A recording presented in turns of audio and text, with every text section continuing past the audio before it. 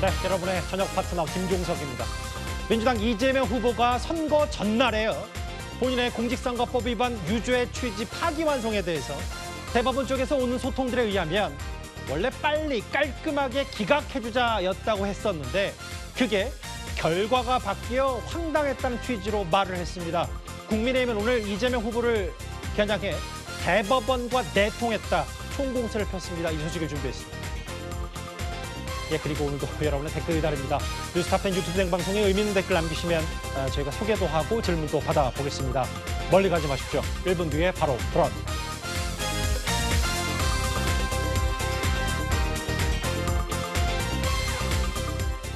예, 오늘도 뉴스타팬이 자랑하는 뉴스고수 네 분과 함께합니다.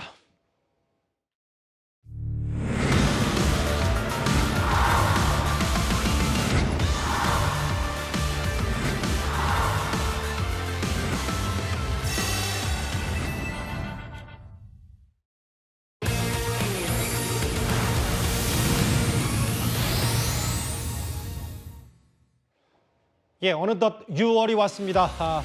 6월의 첫 번째 월요일 뉴스탑10은 바로 여기부터입니다.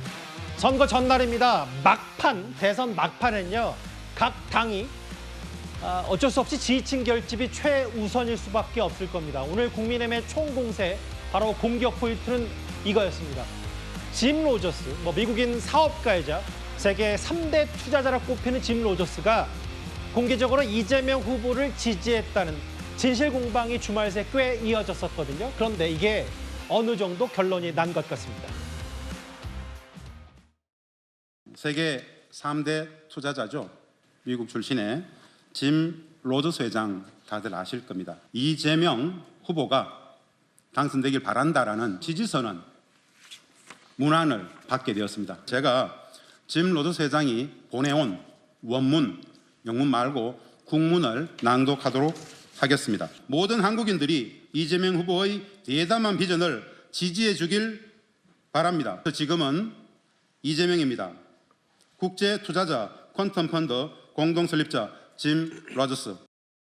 짐 로저스 회장은 나는 지지한 적 없다. 전혀 모르는 일이다. 완전한 사기다. 전 국민이 국제적 망신을 당하게 됐고 총각 사칭, 검사 사칭, 이제 지지 사칭까지 가짜 정치의 창시자인 이재명 후보가 대통령이 되면 안 되는 확실한 이유입니다. 이건 보이스피싱 범죄 수준입니다. 다급한 마음에 세계적 인사의 이름까지 빌렸습니다. 국민을 상대로 또 한 번 쇼를 기획한 것입니다. 이게 바로 거짓말 선동이 일상화된 이재명 후보의 방식입니다.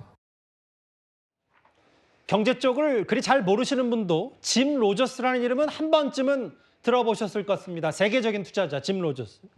주말 새 민주당 측이 이 짐 로저스가 이재명 후보를 공개적으로 지지한다는 취지의 기자회견을 아까 보셨는데 이현정 의원님. 네. 저희 채널을 포함해서 여러 국내 언론과 인터뷰를 좀 자처하고 있는 짐 로저스. 핵심은 이재명 후보 지지한 적이 없다는 겁니다. 참 이번에 국제적인 망신을 톡톡히 당한 것 같습니다. 사실 이제 상식적으로 보면요. 예. 이런 국제적인 투자가가 어떤 이 후보를 지지한다는 게 좀 앞뒤가 안 맞지 않습니까? 왜냐하면 본인의 경제적 이익과 관련된 문제인데 섣불리 어떤 정권 후보자를 어떤 이 후보자를 지지했다는 것 자체가 상당히 위험 부담이 큰 것이거든요. 자, 특히 짐 로저스는 세계적으로 다 정평이 나 있는 투자가입니다. 예. 근데 이제 그런 그런 분이 이재명 후보를 공개 지지했다라는 것은 아마 민주당 내에서 조금의 어떤 상식 있는 분이라면 죄송합니다. 한번 의심을 해볼 수 있을 만한 충분한 거리는 됐을 거예요. 예. 그럼에도 불구하고 이재명 후보가 이에 대해서 지지를 했다라고 또 이렇게 대받음으로 인해서 사실 이번에 짐 로저스 회장이 전혀 그런 적이 없다라는 이야기를 함으로써 굉장히 창피를 당한 거 아니겠습니까? 예. 아마 세계적으로 보면 아니 대한민국이라는 나라의 유력한 후보가 이런 방식으로 아무런 어떤 지지 표명이 없었는데 저렇게 지지했다라고 공적 기자회견도 하고 예. 또 그거를 후보가 받아서 이렇게 이야기를 하는 이런 것들이 대한민국의 수준을 어떻게 볼까라는 참 궁금증이 있습니다. 그리고 이분이 무슨 우리나라의 투표권도 가지고 있는 분도 아니고 철저하게 투자를 통해서 하는 분인데 이런 것들을 상식적으로 좀 의심을 해봤어야 되는데 그냥 의심 없이 지지한다고 그러니까 그냥 좋은 게 좋은 거다라고 했던 것이 아마 오늘의 이 창피를 당한 게 아닌가 싶습니다. 창피라는 표현을 쓰셨는데요. 뭐 반론도 들어보죠. 왜냐하면 일단 짐 로저스 회장 말은 이렇습니다. 내 이름이 이런 식으로 사용되지 않길 바란다. 몇 년 전 잠시 만난 적은 있는 사람이 부정확한 이야기를 퍼뜨린 것으로 보인다. 외국인이고 투표할 수도 없다. 뭐 사실 그렇죠. 지지 선언한 적 없다고 했는데 다음 화면을 볼게요. 이겁니다. 사실은 근데 이제 처음에 애초에 오늘 오전까지만 하더라도 이거 지지 선언이 맞다는 취지의 민주당 측의 얘기는 이거였습니다. 모 신문사에서는 단순 지지하는 뜻 서포트 대신에 이렇게 강하게 지지한 거라고 물어보니까 지지 안 했다고 한 거 아니냐. 이 김지장 교수라는 사람이 얘기한 이 부분을 얘기했는데요. 성춘 부의장님. 예. 근데 저희 아까 이미 저희 자막에도 나갔지만 네. 짐 로저스 회장에게 저희 채널A도 서면을 그러니까 이메일 질문을 했는데 서포트 그러니까 아예 이런 일상적 범죄 지지라는 표현도 쓴 적이 없다는 거예요. 그러니까요. 일단 짐 로저스 회장의 이런 지지 선언과 관련해서 우리 정당 차원 그리고 선대위 차원의 뭔가 공식적 입장이나 공식적 행동은 없었다는 점을 말씀을 드리고요. 예. 그러니까 폴송이라고 하는 그 송경호 교수와 김진양 의장 예. 두 분이 이제 지지 선언 기자회견을 주최한 것이고 그분들의 커뮤니케이션에 문제가 있었던 걸로 저 보여집니다. 그러니까 예. 저희가 그분들에게 뭔가 뭐 허락을 했다든가 이런 지지 선언을 뭐 해도 된다라고 했다든가 이런 과정은 없었음을 밝혀줍니다. 근데 예. 지금 보면은 지금 첫 번째 해명이 나왔을 때 바로 해명이 나왔었는데 저 단어 하나의 차이였다라고 설명했는데 지금 채널A 보도나 다른 보도들 보면 전체적인 맥락에서 좀 더 추가적인 차이도 있는 것 같아요. 예. 그러니까 지금 로저스 회장은 뭔가 한반도 그냥 우리나라 국민들을 향한 대국민 메시지 정도의 깔막한 메시지를 보낸 것 같은데 예. 거기에서 뭔가 이 공개를 하신 분들은 뭔가 그거를 좀 이재명 후보에 대한 메시지로 약간의 변형이 있었던 걸로 지금 보여지는데 그렇기 때문에 저희가 봤을 때는 글쎄요 국민들이 충분히 오해할 만한 여지가 분명히 있다고 생각합니다. 예. 그래서 저는 저 두 분이 그러니까 저 지지회견 기자회견을 주최했던 저 두 분 그리고 해명을 했던 분께서 좀 더 추가적인 설명이 필요할 것 같아요. 제가 봤을 때 지금까지 설명한 걸로는 아직까지는 왜 이걸 굳이 이런 상황까지 만들었는지 좀 제 개인적인 의견입니다만 납득이 안 되거든요. 예. 그러니까 왜 이런 것까지 그냥 단순히 서포터와 엔돌스의 차이가 아니라 그렇죠. 다른 차이가 더 많은 걸로 보여지거든요. 그런 거에 대한 추가 설명을 좀 국민들께 해드리는 게 필요하다. 다만 다시 한번 말씀드립니다만 예. 저희 선대위의 어떤 직함을 맡고 계신 분들도 아니고 예. 당 차원에서의 뭔가 그 지지 선언은 아니었다라는 말씀 다시 한번 드립니다. 근데 이제 선대위 차원에서 짐 로저스가 공개적으로 지지 선언을 한다고 했을 때 네. 이게 뭐지 진짜 그런 건가라는 검증은 안 해본 겁니까? 근데 뭐 저희가 이메일이나 이런 것들 다 주고받을 수도 없고 뭔가 송 교수가 그 짐 로저스와 그 개인 메시지로 뭔가 주고받았다는 것 정도는 뭐 그것까지 거짓말할 거라는 생각은 못했죠. 예. 그리고 뭔가 짐 로저스가 그 뭔가 메시지를 뭔가 전달한 거는 맞는 것 같고 저희가 그런 것도 뭐 저희 당적을 갖고 있지 않은 선대위 직함을 갖고 있지 않은 사람의 지지 선언이나 이런 기자회견에 대해서 알겠습니다. 일일이 내용을 체크하진 않는다는 말씀드립니다. 근데 이제 짐 로저스가 뭐 물론 본인도 투표권이 없고 외국인이다 라면서 이제 지지하지 않는다는 선을 그었지만 실제로 우리 투자자들에게는 익숙한 인물이 세계 경제에 뭔가 굵직한 인물도 이재명 후보를 지지하네라는 게 어찌 보면은 뭐 직간접적인 영향을 미칠 수 있는 부분은 충분히 있지 않나 이게 여당의 얘기거든요. 국민의힘의 얘기거든요. 그 윤기찬 부위원장님. 유명인 명의 도형 투자 사기냐 혹은 이거 보이스피싱 대선 후보다 사기다. 국민의힘에서는 할 수 있는 비판 다 했네요. 근데 저 부분은 사실 굉장히 부적절해 보이는 것이 어쨌든 짐 로저스하고 뭐 송경호 씨인가요? 뭐 예. 북한의 평양 대학 교수란 분하고 위챗 대화가 어느 정도 그렇죠. 공표가 됐는데 거기를 보면 어쨌든 이 짐 로저스는 북한의 잠재적 가치, 투자 가치가 높다고 늘 설파해 왔던 사람이에요. 예. 그런데 어쨌든 한반도 평화와 기회에 대해서 이런 제목으로 일단은 원래는 그 발표문이 무난히 작성이 됐다는 거예요. 근데 예. 이것이 이재명을 지지한다 이런 취지로 이게 다시 번역이 됐다는 부분이고 다시 이제 써졌다는 부분이고 무엇보다도 이재명 후보에 대해서 실용적인 접근법은 인정한다라는 취지의 보는 그런 취지의 기사인 거죠. 예. 작성문인 거죠. 왜냐하면 여기에 만약에 3분 내지 4분 또는 7분의 대북 정책 내지 대북 경제 정책을 제시하고 이 중에서 어느 분을 지지하냐 이렇게 물어봤다면 저는 이해를 하겠어요. 예. 근데 이게 상대적 평가가 아니고 이재명 후보의 그런 실용적인 접근법, 대북 접근법은 나는 인정한다. 이거는 지지가 아니죠. 싫어하지 않는다는 거죠. 예. 예컨대 이재명, 김문수, 이준석 등의 경우에 이런 정책을 피는데 당신은 누굴 지지합니까? 이렇게 물어봤다면 저는 지지 표명이라고 볼 여지도 없잖아 있지만 한 사람을 만약에 대놓고 한 사람이 이러이러한 길을 걸어왔고 이런 정책을 갖고 있는데 이거 당신 어떻게 생각하냐? 그럼 나는 이재명의 실용적인 접근 방식은 인정한다. 이거를 지지로 고쳐서 표현하고 하는 것이 과연 맞겠는가? 저는 이 부분은 좀 너무 나가도 너무 나갔지 않느냐. 뭐 심정은 알겠지만 이재명도 그러니까 짐 로저스도 인정한 이재명 이랬으면 저는 이해를 하겠어요. 근데 그것이 아니고 지지한다라는 표현은 이것은 분명한 사실관계와 다른 거죠.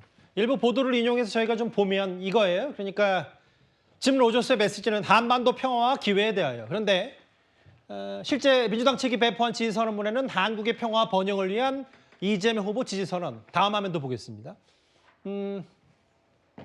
이재명 후보의 실용적 접근 방식 인정. 나는 한국 국민, 특히 젊은 세대가 실용성, 안정, 공동변형이 이끄는 미래를 향해 나아가길 바란다라고 했지만 뭐 때문에 나는 이재명 후보를 강력 지지한다. 뭔가 맥락이 좀 바뀐 거 아니냐는 취지. 그런데 제일 중요한 건 어쨌든 공식적으로 저희 채널A가 보낸 이메일, 서면 인터뷰에서 짐 로저스는 서포트, 그러니까 통상적인 지지라는 표현도 쓰지 않았다. 이게 핵심인 것 같습니다. 이게 하루 종일 좀 논란이 커지니까요. 이재명 후보 이 진위 공방에 대해서 이렇게 답변했습니다. 직접 한번 들어보겠습니다. 그 뭐 선대위에서 했으니까 보시고요. 우리 김문수 후보님은 그런 문제보다는 리박스쿨 이런 사이버 반란, 사이버 내란에 해당되는 그런 중대 범죄 행위란 것에 대해서 본인들이 어떤 관련이 있는지 그 해명부터 하는 게 먼저인 것 같습니다. 국가의 권력을 일부 이용해서 이재명 나빠, 김문수 좋아 이런 댓글을 조직적으로 쓰고 정말 책임 있는 답변을 하는 게 먼저가 아닐까? 막판 허위사실 유포가 극에 달하고 있습니다.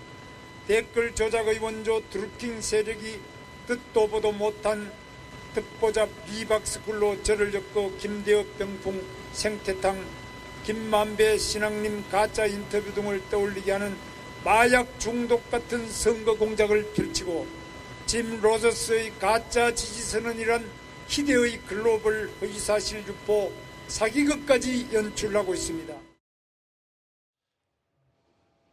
뭐 이재명 후보는 아까 쭉 들으셨던 것처럼 선대위 차원에서 뭔가 좀 더 들여다봐야 되고, 아니 리박스쿨 댓글 조작 의혹이나 해명하고 책임 있는 자세 취해야지 뭐 하는 건가라고 했어요. 이재명 후보 말은 그렇고 일단 민주당 얘기를 좀 들어보겠습니다. 이현정 의원님. 네. 이 짐 로저스 측과 계속 소통하는 과정에서 문장 같은 걸 가다듬는 과정들이 있었던 듯이라면서 소통을 도맡았던 이 두 사람이 사실 확인을 해 설명하는 게 맞다. 뭔가 선대위에서는 좀 발을 빼는 것 같고요. 자, 우선 저분들이 어디서 기자회견 했냐면 국회 정론관에서 기자회견 했습니다. 예. 그건 아마 현역 의원이 저걸 이제 소개하고 빌려줘야 할 수가 있을 것 같아요. 그렇다면 누가 저걸 일단 빌려줬는지 여부를 확인해야 될 것 같고요. 그리고 우리가 상식적으로 생각해 보면 이렇게 예. 외국의 그 거대 투자자가 어떤 특정 후보를 정말 내가 지지한다라고 하는 거, 그럼 예를 들어서 만약에 이재명 후보가 안 되면 어떡하겠습니까? 그러니까 굉장히 위험 부담이 있는 거거든요. 그런 거 하지 않습니다. 그리고 어떤 정책에 대해서 이분들이 이제 지지하고 표현할 수 있지만 어떤 후보를 우리가 정말 지지하고 후원한다 이렇게 하기는 힘든 거거든요. 예. 예를 들어서 우리가 미국 대선이 이루어지는데 우리나라의 중요한 기업의 총수가 나는 그 후보 지지한다고 그랬으면 나중에 그게 안 되면 어떻게 하겠습니까? 굉장히 큰 위험 부담이 있는 거 아니겠습니까? 예. 그러니까 소위 이제 이런 분들이 소위 이제 대선 때가 되면 소위 이제 막말로 한 건 한다고 그러죠. 그러니까 뭔가 자기가 어떤 기여를 해서 뭔가 이제 잘 보이면 나중에 이제 정권을 잡으면 그거에 대한 어떤 혜택이 오지 않을까라는 그런 것 때문에 어떤 뭐 수천 명 지지 성명, 뭐 누구 지지 뭐 이런 것들을 좀 과도하게 하는 게 있어요. 예. 그러니까 선거 때문에 항상 그런 게 있습니다. 근데 이제 그런 것들을 당연히 당에서도 국제협력 담당하는 팀들이 있잖아요. 그러면 이런 중요한 분들은 사실은 사전적으로 검증을 했어야 되죠. 뭐 다른 일반적인 분들이 아니라 정말 세계적인 투자가가 했다라고 그러면 한 번이라도 당에 이 국제관계에 지금 하는 의원들이 꽤 있지 않습니까? 예. 아마 제가 알기로 선대위에도 그 조직이 있을 걸로 알고 있는데 그럼 메일 한번 보내보면 될 거 아니에요. 지금 기자들이 메일 보내니까 바로 답변이 오지 않습니까? 예. 지지한 적 없다라고. 최소한 그런 것도 하지 않는 그런 상황이라면 아마 짐 로저스가 볼 때는 야 이게 참 대한민국이 허술해도 너무 허술하구나라는 느낌을 지울 수는 없을 것 같습니다. 여기 보면 이거 이 당사자들이 설명하는 게 맞지 않냐라는 선대위 수석 대변인 조승래 의원의 얘기긴 한데 여기 한 발 더 나아가서요. 개혁신당의 이준석 후보는 이거 자체가 무슨 국제 망신 정도가 아니라 이거 공직선거법 위반될 수도 있다. 이 얘기까지 거론했습니다.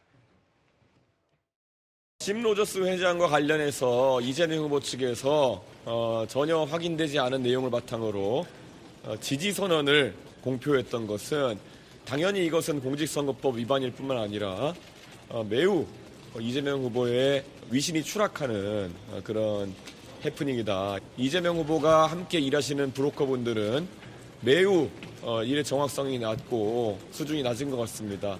이런 분들과 함께 대한민국의 외교, 통상, 투자 문제를 다룰 수는 없는 것입니다. 선거가 끝나고 이걸 해명하겠다느니 국민을 우롱하는 소리 그만했으면 좋겠습니다.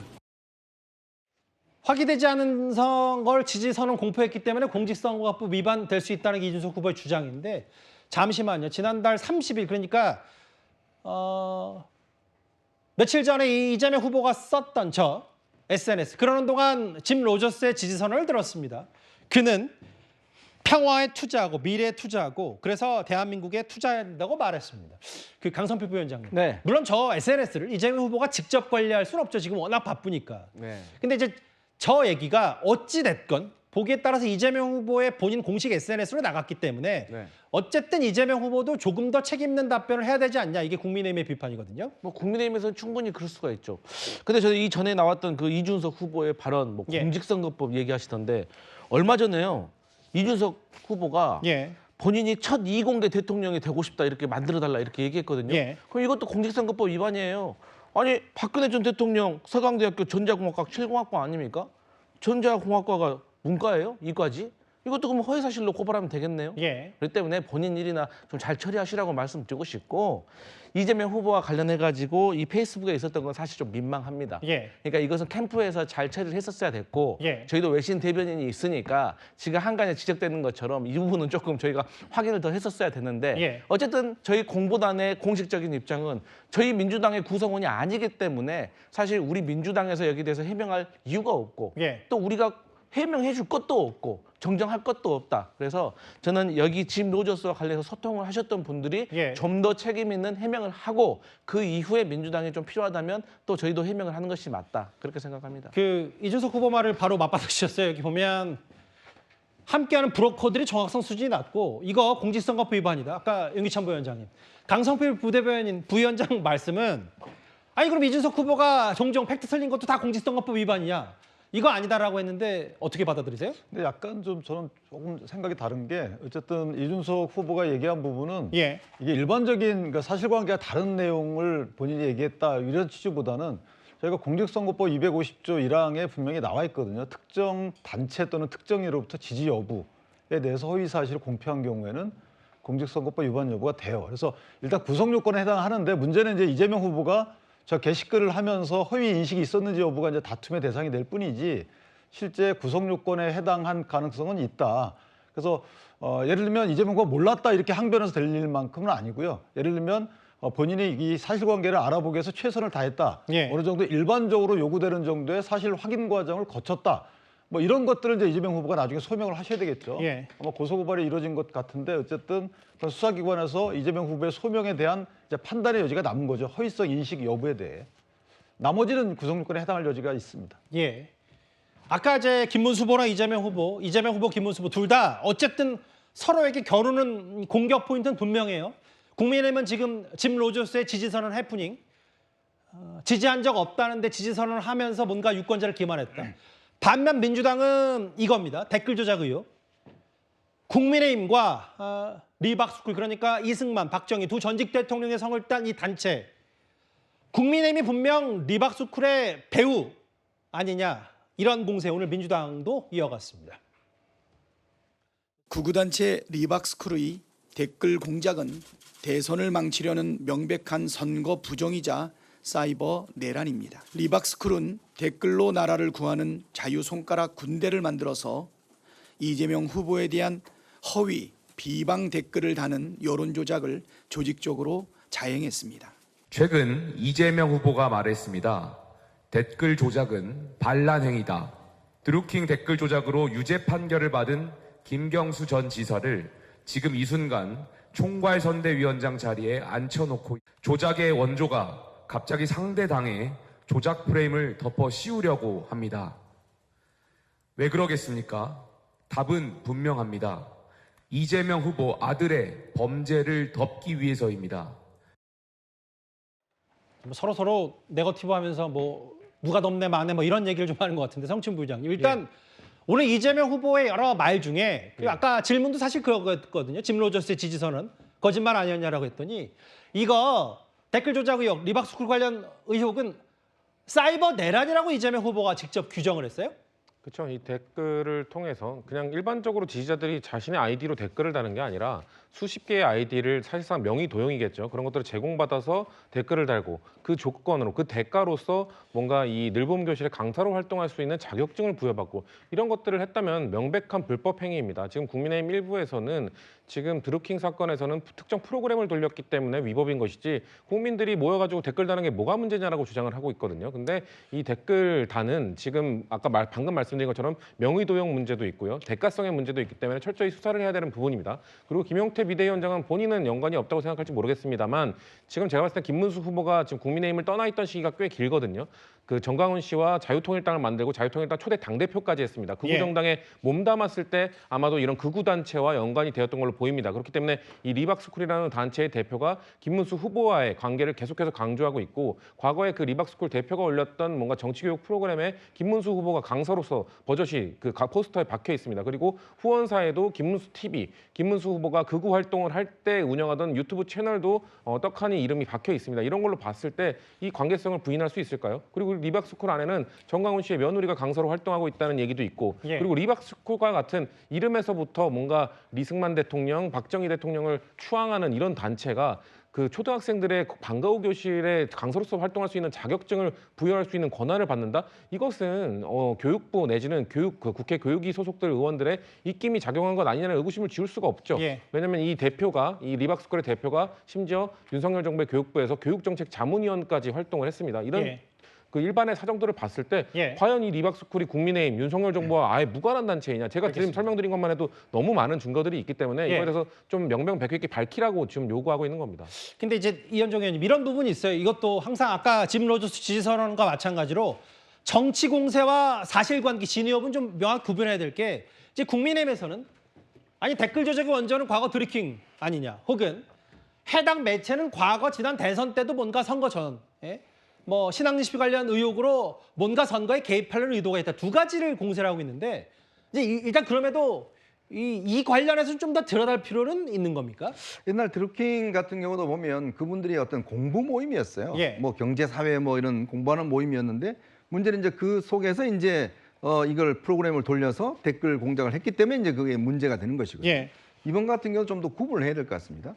지금 리박스쿨 자체를 지금 뭔가 어떤 불법적인 단체라고 이야기하시는데 그건 이분들이 원래 모인 거는 이명박하고 이승만, 박정희 전 대통령의 어떤 이런 업적을 기리고 또 이런 것들을 이제 강의를 통해서 어떤 교육하는 그런 단체거든요. 근데 여기서 이제 늘봄학교 쪽에 이제 방과후 할 수 있는 그런 분들의 어떤 자격증 이런 것도 부여했다는 것인데 그거는 제가 볼 때는 법적으로 전혀 문제가 없는 거라고 보여집니다.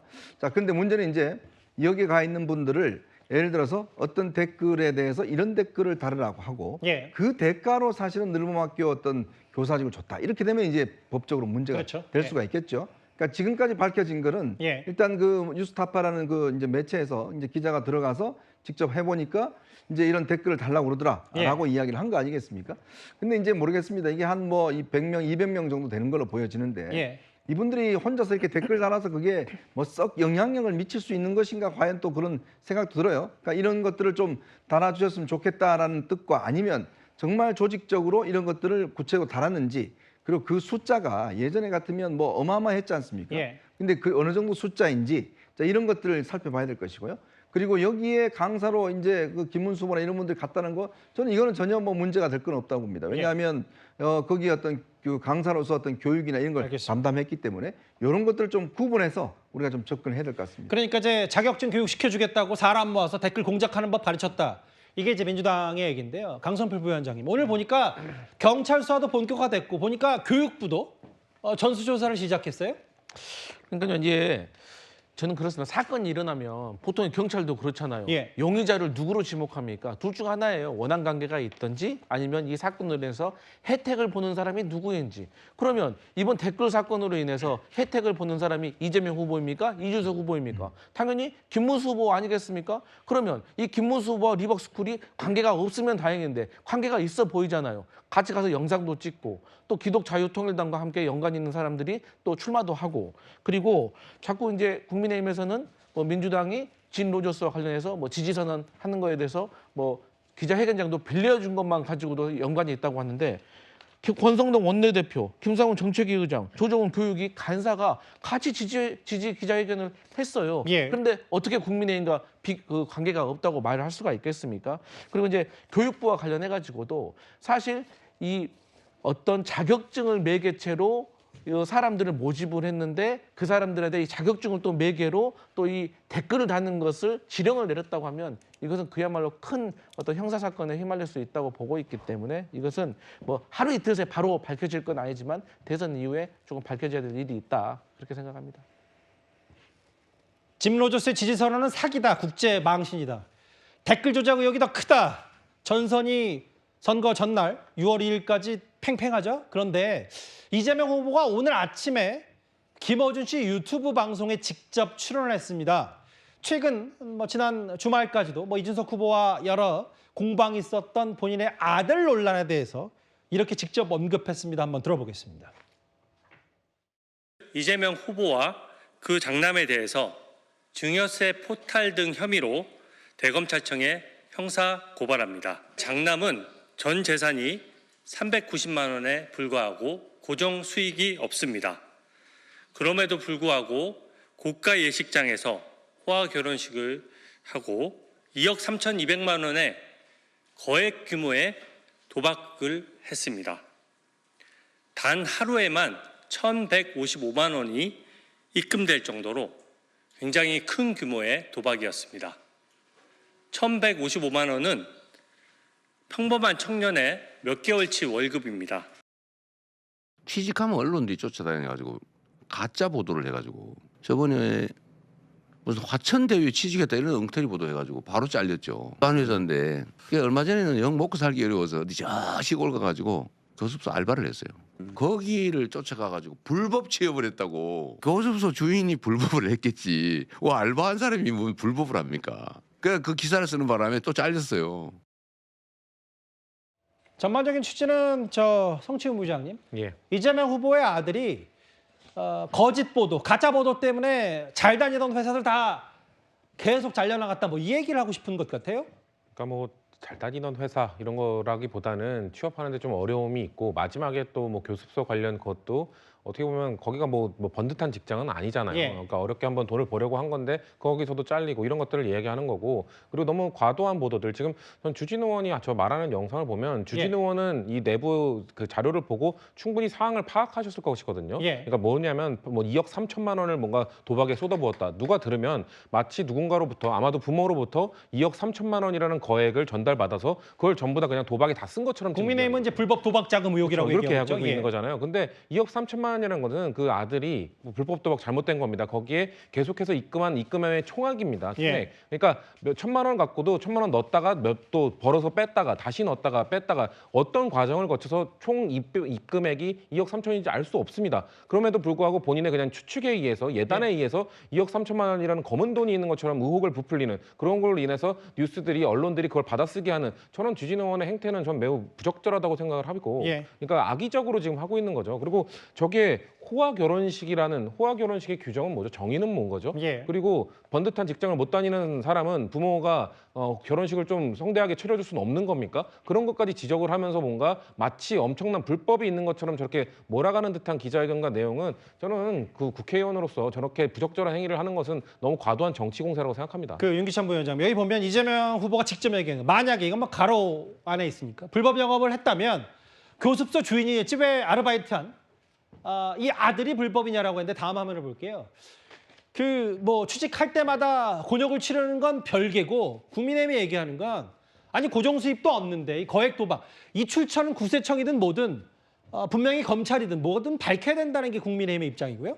그러니까 사실은 이제 공직자의 경우에는 그 배우자와 자녀분들의 재산도 신고하게 하는 이유가 있잖아요. 이게 돈의 흐름을 투명하게 하고자 하는 것이기 때문에 아들의 재산이 만약에 390만 원 정도가 돼 있는데 씀씀이는 더 크다. 그러면 뭔가 같은 수입원이 누락됐든지 아니면 누군가로부터 뭐 돈이 이전 지출됐든지 부모로부터 뭐 증여가 됐든지 이럴 거 아니겠어요. 그러니까 예. 그런 부분과 관련돼서 흐름이 막힌다는 거예요. 그래서 거기에 대한 의문 제기이기 때문에 실제는 저 주진우 의원의 말에 대해서는 일단 그 이재명 후보 측에서 해명을 하면 될 일입니다. 예. 그러니까 첫 번째는 결혼식은 제가 봐도 조금 그 부분은 너무 나간 문제 제기라고 보여지고 도박 자금의 경우에는 저희가 일반적인 그 오프라인 도박에서 판돈의 개념하고는 달라요. 온라인 개념은 실제 입금해놓고 그 돈이 다 소진되면 다시 입금하고는 개념이기 때문에 물론 딴 이후에 그 돈을 다시 돌려받아 쓸 수는 있죠. 환전해 쓸 수는 있는데 그 부분은 이재명 후보 측에서 이 정도 금액은 환전한 거기 때문에 검찰에서 환전한 금액 제외하고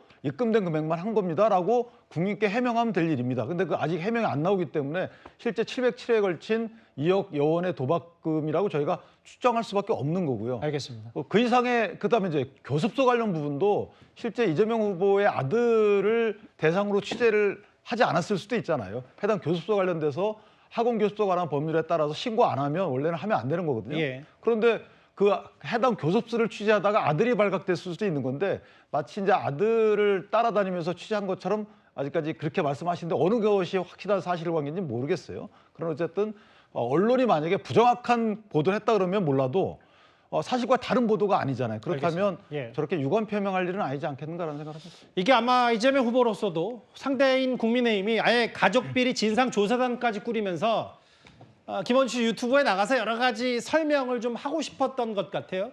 아들 얘기 말고 배우자 김혜경 씨 얘기도 있습니다. 이재명 후보가 아내에 대해서 직접 언급을 했는데 그 전에 지난 토론 당시에 이준석 후보의 공격도 한번 같이 모아서 들어보겠습니다.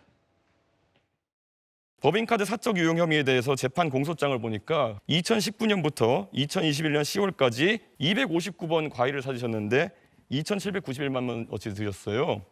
과일이 평균 가격을 보니까요. 1kg에 10,000원 정도 하던데요. 이 기준이라면은 2.8톤입니다.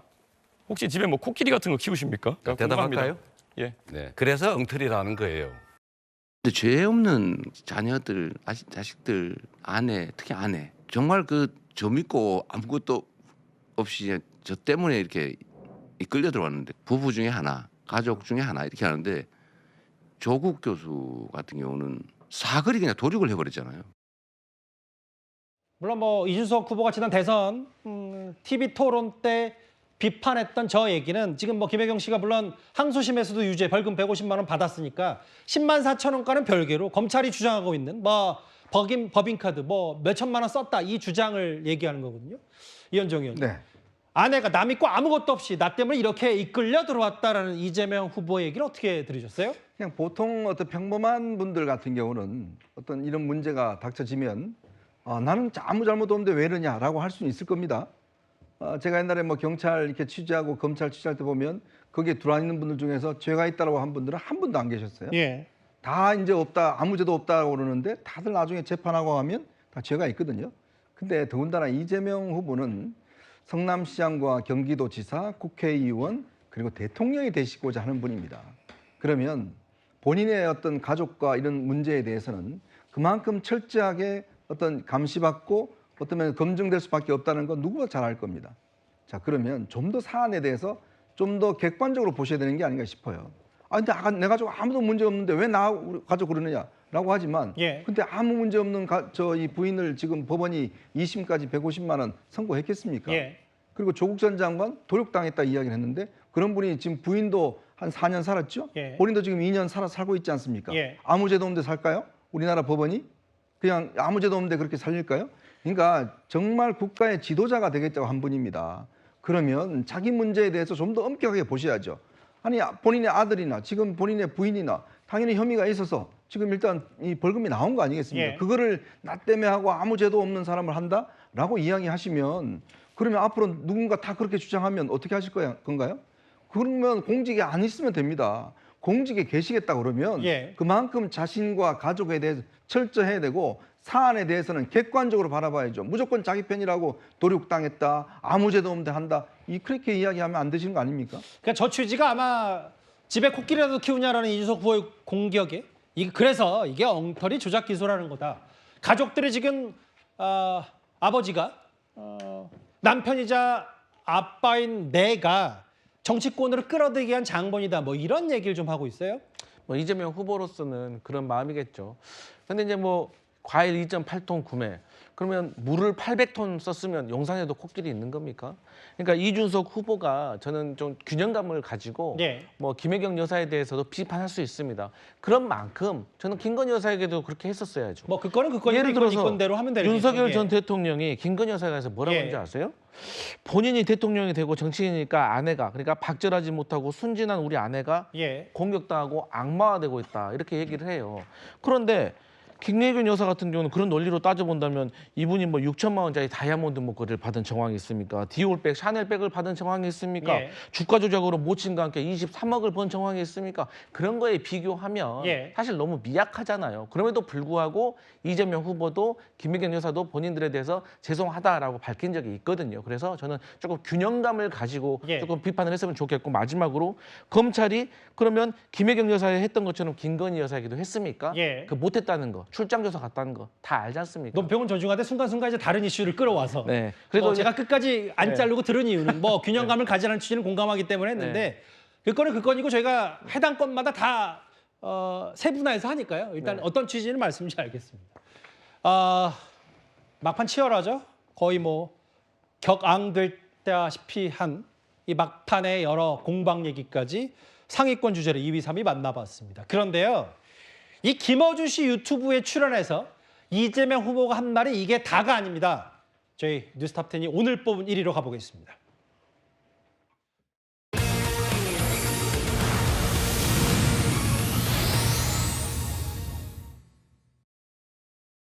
제일 황당한 거였어요. 일종의 특종일 수도 있는데 대법원 쪽에 저한테 직접은 안 오지만 이 소통들이 일본이잖아요. 사람 사는 세상에 이게 없을 수 없거든요. 제가 들은 바로는 빨리 정리해 주자였다고, 빨리 기각해 주자, 깔끔하게 그랬다고 해요. 그런데 어느 날 바뀌었대요.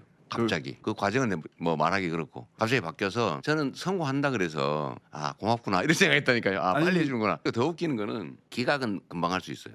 그래서 파기를 하려면 기록을 봐야 될 거 아니에요. 왜 바꾸는지 이유가 있어야 되잖아요. 핑계를 예를 들면 법률 판단이라서 쉽다라고 주장을 했는데 사실관계를 바꿨어요. 대법원은 법률 판단만 하게 돼 있어요. 사실 판단은 고등법원까지만. 저도 나름 법조인으로 먹고 산 지가 수십 년이잖아요. 그리고 정치도 꽤 오래 했고 정말 산전수전 다 겪었는데 이틀 만에 파기환송하는 거 보고 정말 황당무계했습니다.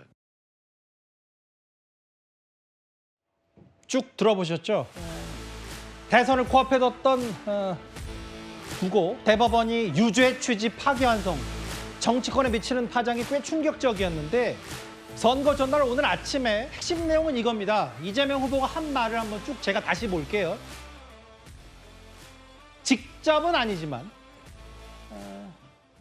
소통이 오지 않나, 대법원 쪽에서 제가 들은 바로는 빨리 기각해 주자, 정리해 주자, 깔끔하게 그랬다가 어느 날 갑자기 바뀌었다고 한다. 본인이 변호사로서 산전수전 다 겪었지만 파기환송은 가장 황당했다. 황당이라는 것보다 더 제가 눈에 띄는 건요, 이현정 의원님. 빨리 기각해 주자, 깔끔하게, 이거를 뭐 직접은 아니지만 간접적으로 들었다는 얘기네요. 그렇죠. 참 이렇게 뭐 김어준 씨 유튜브 나가면 이렇게 다 설화를 빚는지 모르겠습니다. 얼마 전 유시민 씨도 그렇고요. 이제 오늘 이재명 후보가 이야기했던 것은 저는 꽤 심각한 이야기라고 보여집니다. 본인 스스로도 이거는 특종이라고 이야기를 했어요. 우리가 기자들이 특종이라고 이야기할 때는 아직까지 세상에 알려져 있지 않는 이야기, 이런 거를 이제 특종이라고 이야기를 했는데 본인 스스로 특종이라고 이야기하면서 이제 이야기를 쭉 풀어갔습니다. 제일 중요한 문제는 뭐냐면 대법원이 사실은 자신의 사건에 대해서 처음에는 그냥 바로 무죄로 상고 기각할 줄 알았는데 근데 문제는 유죄 취지로 파기환송했다는 거 아니겠습니까? 그렇다면 물론 본인이 직접 들은 건 아니라고 그러지만 그러면 누군가한테 들었을 거 아닙니까? 그러면 대법원 내에서 과연 이 재판의 내용 결과에 대해서 누군가 이 민주당과 이재명 대표 후보 측근에게 이야기를 해줬다는 거 아니겠어요? 근데 이것이야말로 정말 저는 중대한 사법부의 어떤 이 신뢰를 깨는 문제라고 생각이 듭니다. 사실 지난번 이재명 후보가 경기도지사 시절에 당시에 이제 이 공직선거법 위반으로 2심에서 벌금 300만 원이 선고가 돼서 예. 사실상 이제 정치를 끝내야 되는 그런 위기가 있었는데 대법원에서 결국은 파기환송이 됐습니다. 무죄 취지로. 당시에 권순일 대법관이 이런 거를 주도했다라는 이야기가 있고 권순일 전 대법관이 이제 김만배 씨와 연결했다. 이것 때문에 지금 수사를 계속 받고 있는 거 아니겠습니까? 예. 자, 그렇다면 이번에도 제2의 권순일이 있었나라는 의심을 할 수밖에 없는 거죠. 자, 과연 누가 대법관들 전원회의체에서 10대 2로 유죄가 선고가 됐습니다. 자, 그런 것을 누가 과연 이 이재명 대표 측근에게 물론 본인은 아니라고 하지만 예. 알려줬는가? 자, 그렇다면 이거는 저는 정말 이거는 특검을 해서라도 좀 살펴봐야 되는 문제 같아요. 왜? 아하, 특검? 이거는 사법부가 저는 중대한 위기라고 봅니다. 예. 왜? 정말 이 중요한 이 문제에 대한 정보를 누군가 사전에 유출했다 그러면 예. 이건 아마 대법관들 중에서 유출하는 분이 있다 그러면 이거는 굉장히 중대한 문제일 것이고 또 그럼 그동안 민주당과 계속적으로 뭔가 소통해 왔다는 거 아니겠습니까? 지금 이재명 후보가 본인이 소통이라는 이야기를 했어요. 예. 그렇다면 누가 도대체 이 사법부와 입법부가 누가 물밑에서 했던가? 옛날에 김명수 대법원장이요. 임성근 부장판사 관련해서 그때 사표를 수리 안 하면서 아이 지금 자꾸 국회 쪽에서 뭐라고 그러네라고 해서 그때 녹취가 아마 공개돼서 꽤 큰 파문을 일으킨 적이 있습니다. 이거는 녹취 정도가 아니라 실질적으로 법원의 이 재판 내용에 대해서 선고 결과에 대해서 서로 소통했다고 그러면 이거는 사법부와 입법부의 권위를 굉장히 문제하는 저는 중대한 문제라고 봅니다. 본인도 믿고 있었고 이건 당연히 공직선거법 위반 아니고 무죄인데 뭔가 시간 빨리 잡고 조희대 대법원장이 바꾼 거 아니라는 취지의 얘기를 건너 들었다는 전언을 오늘 이재명 후보가 얘기한 거예요. 윤기찬 부위원장님. 변호사시니까 실제로 재판에서 물론 심증과 전망, 관측은 할 수 있는데 약간의 흘러나온 것들이 실제로 이렇게 있을 수는 있는 겁니까? 있을 수 없어요. 그건 추측일 수가 있는데 저렇게 소통했다라고 표현할 수 있는 그런 정도의 정보 전달 루트는 사실상 없습니다. 예. 예를 들면 일반적인 사회의 파급 효과가 큰 부분들 어떤 개인에 대한 것이 아니고 특정 사안 예를 들면 뭐 간통죄의 뭐 위헌 여부, 유무죄 이런 것들 관련돼서는 사실은 이제 그런 여러 가지 입장에 대해서 언론이 취재를 하는 경우가 있죠. 그런데 저렇게 한 개인이 피선거권이 박탈되는지 여부와 관련된 이런 사안들에 대해서는 극도로 보안을 챙기는 것이고요. 특히나 예. 이렇게 유력한 지도자급 피고인의 경우에는 저것을 소통으로 알려준다는 것은 있을 수 없는 얘기고요. 예. 두 번째는 만약에 이재명 후보가 이전에 있었던 대법원 전압 사건 이게 7대 5였잖아요. 자, 이런 것들은 저런 추정이 가능할 수 있어요. 숫자상으로만 보면. 그런데 예. 이번에 10대 2였잖아요. 10대 2인데 이게 어떻게 극적으로 바뀌었을까요? 예를 들면 5대 5에서 한 명만 어느 쪽으로 쓰게 되면 대법원장은 관례적으로 다수 의견의 쪽으로 쓰게 되니까 5대 5에서 한 사람이 섰어요. 그럼 6대 5가 되죠. 이게 7대 5. 이런 경우에는 그런 경우의 수에 대해서는 밖에서 그렇게 평가할 여지가 있을 수 있겠죠. 그런데 10대 2로 난 전압 판결에 대해서 저렇게 얘기하신다는 것은 저는 처음에 부에서 나온 얘기일 수는 있을 수 있죠. 이게 3월 28일 대법원으로 갔다가 4월 22일 날 이제 배당이 되잖아요, 주심이. 그 위에 바로 그날 이제 전압으로 올라가는데 글쎄요, 부에서 누군가 저런 얘기를 했다. 그것도 굉장히 큰 문제고요. 알겠습니다. 예. 또 하나는 만약에 저런 얘기들이 돌았기 때문에 대법원장이 전압으로 올렸을 수도 있는 거고요. 다양한 해석을 주는 상당히 심각한 말씀이다, 개인적으로. 저 부분은 분명히 밝혀야 되는 이유가 뭐냐면 하나만 더 말씀드리면 양승태 대법원장 시절에 상고법원 설치 관련돼서 민원이 있었잖아요. 그것 관련돼서 정치권 내지 권력기관과 유착이 됐다 해서 사법농단이 시작된 거예요. 근데 이 부분도 지금 권력이 큰 분과 어떻게 보면 소통을 하고 있다. 알겠습니다. 그때와 다름이 아니죠. 반론도 좀 차례를 들어볼 텐데 일단 오늘 국민의힘이 가만히 있을 이슈가 아니라고 판단했는지 모르겠지만 총공세를 퍼부었습니다. 대법원 누군가와 이재명 후보 혹은 민주당이 내통하고 있다고 주장했습니다. 이제는 대한민국 모든 권력을 다 장악하며 히틀러식 총통 독재를 펼치려고 하고 있습니다. 대법원, 대법관 협박에 셀프 방탄법 강행 예고 등 사법부도 자신의 발 아래 두겠다고 합니다. 대선 선거일 바로 직전인데 이재명 후보가 직접 대형 사고를 쳤습니다. 저희가 당장 의문이 들죠. 그럼 누구로부터 들었느냐? 대법원의 어느 대법관, 어느 판사로부터 그 내용을 누구를 통해서 전해 들었느냐? 이게 문제거든요. 사법부를 침탈하고 일종의 사법농단이 있었다는 거를 자백하는 꼴이거든요. 적어도 누구로부터 재판 결과를 미리 들었는지, 그 바뀌었다는 말은 어떤 경위로 어떻게 들었는지를 밝혀야 되고요. 차기 대통령이 16명을 자기 입맛대로 뽑아버리면 이 사법부의 결정을 어떻게 믿습니까? 사법부와 현재 내통하고 있는 그 판사들 혹은 그 관계자들 대법관 만들어주겠다고 증언하는 거 아니냐. 여기 보면 김문수 후보는 아예 대법원 내통자가 있다고 했고, 국민의힘에서 얘기하는 게 과거에 뭐 대법원 증원, 뭐 100명 늘리든 누구든 비법조인도 임명할 수 있다는 게 다 이런 것 때문 아니었냐. 한동훈 전 대표는 이른바 김어준 대법관법이 대법원 손박이 봐주기 위한 것 아니냐라고 오늘 저에게 비판을 했어요. 성춘 부장님. 근데 저희가 사실 이재명 후보 대법원 최종 판단, 그러니까 파기환송 유죄 취지 나오기 전에 박지원 의원이 뭐라고 했었냐면 본인은 무죄 확실한다고 했었어요. 이런 것들과 혹시 이재명 후보가 간접적으로 들었던 것도 관련이 있다면 있는 겁니까? 글쎄요, 뭐 정치인들은 다양한 루트를 통해서 그 인맥을 쌓고 있고 거기에서 뭐 정보를 얻기 위해 노력들을 하죠. 그러니까 민주당만 그런 게 아니라 국민의힘 의원들도 뭔가 이 큰 판결이 나오기 전에는 항상 본인들이 들은 정보를 갖고 뭔가 이야기를 합니다. 당시 헌법재판소에서 이 탄핵 정국 때 윤상현 의원이 뭐 거의 뭐 속된 말로 돗자리를 깐 것처럼 이것저것 다 맞추면서 헌법재판관들과 내통하는 것 아니냐라는 의혹을 받았었죠. 그럼 윤상현 의원도 하나하나 다 밝혀야 됩니까? 그 당시에 제 기억에는 한덕수 권한대행의 탄핵소추안 결과에 대해서 정확히 표수까지 맞춰가면서 윤상현 의원이 이렇게 될 거라고 예측을 했던 게 그대로 결과로 고스란히 나타났습니다. 그런 것들은 윤상현 의원이 헌법재판관들과 내통했기 때문에 나온 정보입니까? 그 당시에는 그럼 주진우 의원 그거 밝히자고 하기 전에 뭐 특검 하기 전에 그 윤상현 의원의 헌법재판소와의 내통 관계부터 밝혀야 되는 건 아닙니까? 그런 식으로 정치인들이 본인들이 갖고 있는 정보망을 통해서 밝힌 것들에 대해서 이건 내통하는 것 아니냐. 그리고 이재명 후보가 잠시만요. 말씀 죄송한데 당시 윤상현 의원이 탄핵 기각 각하될 거라고 대법원 아니죠 헌법재판소 누군가에 들었다고 구체적으로 얘기했습니까? 7대1이라고 이건 아니 예상 말고요. 예측은 누구나 할 수 있는데 제 말은 이재명 후보는 직접적이 아니라도 어떻게 들었다라고 했는데 윤상현 의원이 과거에 윤 전 대통령 파면 안 된다고 헌법재판소 누군가 정통한 소리를 들었다. 이게 있는 건가요? 그 당시 윤상현 의원이 아마 다음 주쯤 나올 것이다라고 얘기했을 때 갑자기 그걸 어디 들은 것처럼 얘기했었죠. 날짜를 예측했을 때 제 말은 들은 것처럼이라고 얘기한 것과